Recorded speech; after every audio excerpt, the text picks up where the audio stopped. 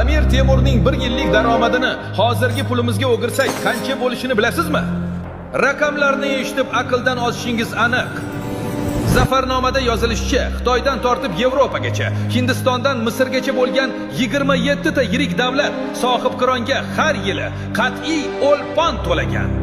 Eron janubidagi Mitti Hurmuz oroli hokimi har yili 300 ming oltin ko'ppaki tanga to'lagani yozilgan. Bitta tanga o'rtacha 4,5 gram.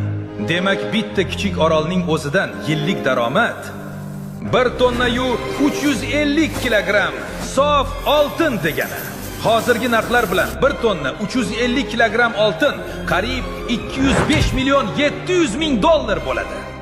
Hindistondagi bitta Kashmir viloyatidan esa har yili 171 million dollardan oshiqroq oltin kelib turgan.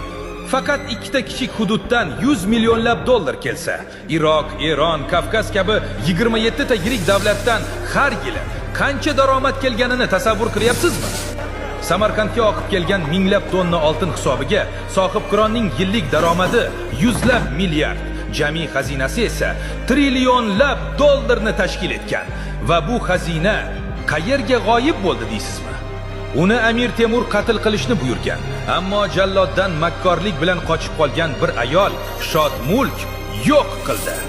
Bitta ayol qanday qilib butun imperiyani qulatganini bilmoqchimisiz?